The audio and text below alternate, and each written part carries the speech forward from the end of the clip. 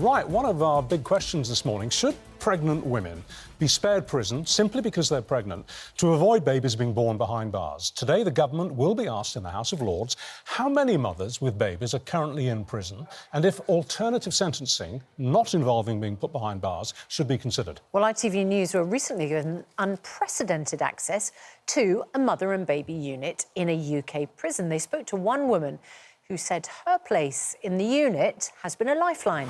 OK, well, here to argue this through for us is the co-director of the feminist campaign group Level Up, Janie Starling. She says that pregnant women simply should never be incarcerated.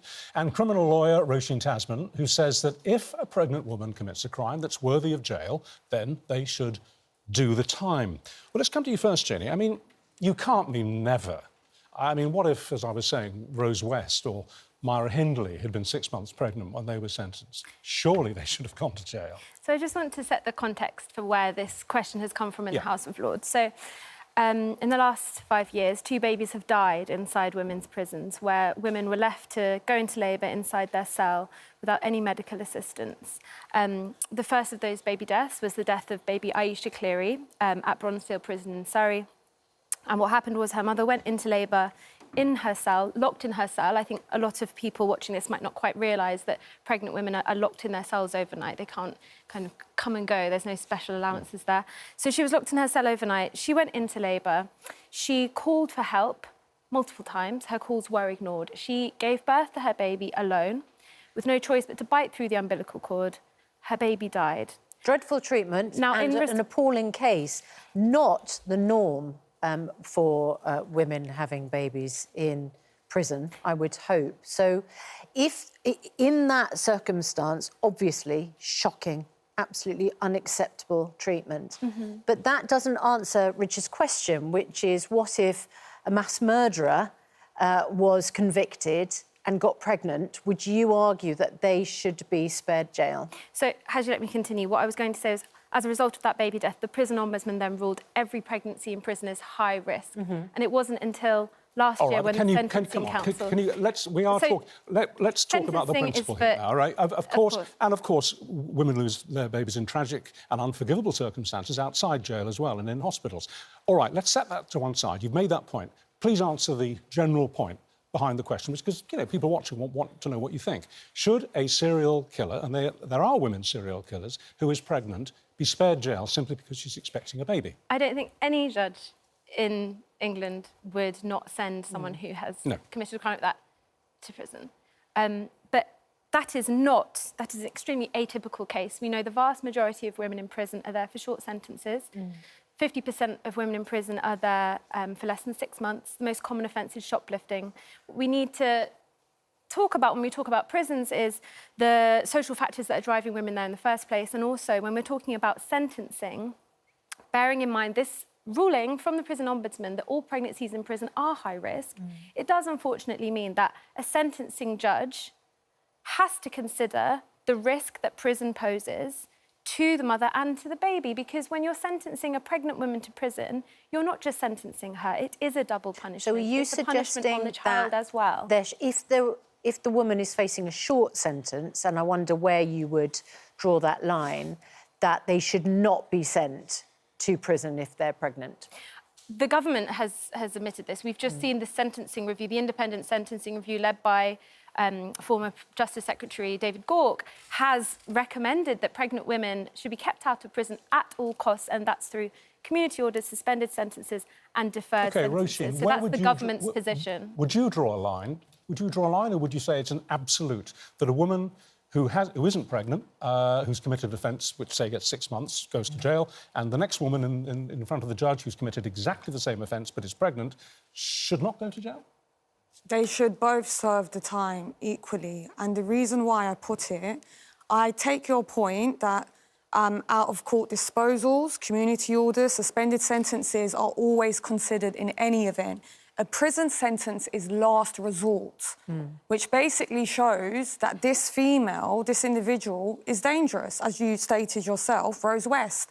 Will members of the public be comfortable with Rose West being released if she was pregnant. I think the in the difficulty community. in calling on Rose West is that it pulls on a very atypical case. I mean, you can only name one. You've made references to two cases as well. But the vast majority of women in prison... If we eliminate punishment, then what's the point of the sentencing guidelines in any event, pregnant or not?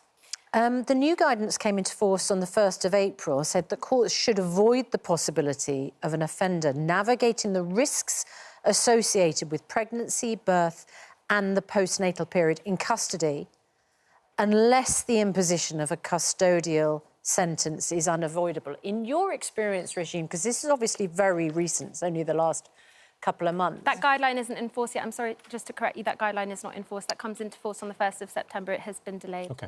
OK. Oh, that's interesting. Oh, that's not the guidance that we've been given, but your information is that gets delayed until... The 1st of September. 1st of September.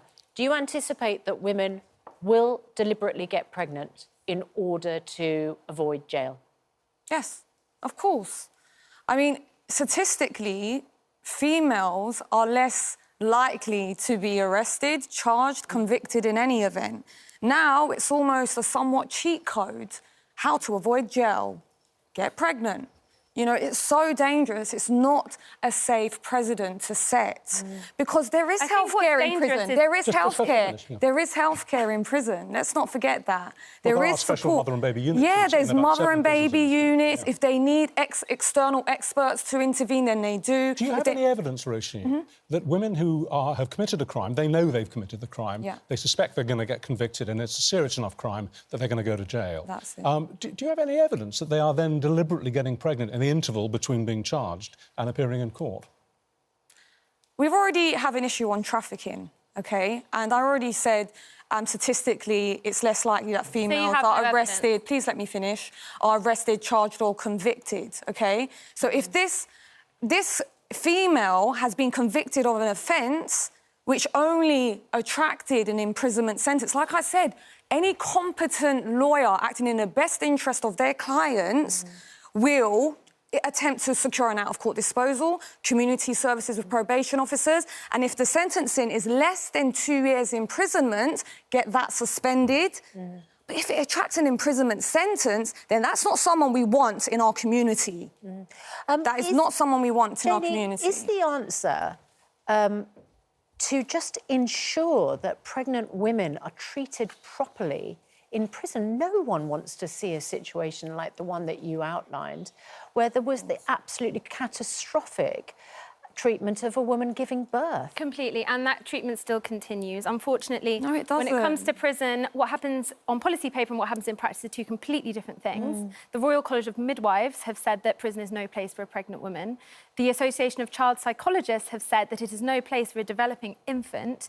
The Ombudsman has ruled the reason pregnancies in prison are high risk is by virtue of the fact a woman is held behind locked doors for sustained periods of time. So by design, there is psychological and medical consensus. Can I just ask a question? That's incorrect. Unsafe. That's incorrect. That is not incorrect. Her submissions are incorrect. I'm not sure where you're getting that. That is not incorrect. That is from the prison ombudsman. They are checked regularly. From the Royal College of If they need Midwives. to instruct an expert externally, they will. If they need to be transferred to its hospital externally, they will be transferred. So I'm not quite sure where you're Janie, retrieving your information for, but it's inaccurate. From women who I speak to on a weekly basis, there are recent cases of women who are being cuffed during childbirth for 36 hours at a time. Can I ask, Janie, because I'm sure a lot of viewers are asking this, if you're pregnant, the obvious solution is not to commit the crime. That's it. I think it's very easy to say that in abstract. I think, as you will appreciate, Are you suggesting women are forced to commit crime? That's a huge issue. Pregnant there are a number of... I think domestic abuse is a prevalent factor in a lot of women's lives. There are social forces like poverty. I have mentioned that there are a significant amount of women in prison for shoplifting. Women in prison often have substance use issues. These are social needs that should have been met much further down the line before they arrived in the criminal system in the first place. But what I really want to reinforce is that there is psychological medical consensus. Prison is simply not a safe place to be pregnant, and that is why this new guidance has come into place. All right, that's where we came in. Powerful arguments on both sides. Thank you both. Very much indeed. Yeah. Thank you. A Ministry of Justice spokesperson said the prison system this country inherited is not working for most women. Many women in prison are victims, and over half are mothers. And that's why the Lord Chancellor welcomed the Independent Sentencing Review's recommendations and has already established a new Women's Justice Board to reduce the number of women. Well, over to you. We asked you, should pregnant women and new mums, by and large, be spared jail? Only 11% of you said yeah. 89% said no. So well, there's a long way to go with that. They're not midwives. Yeah, thank you both very much indeed.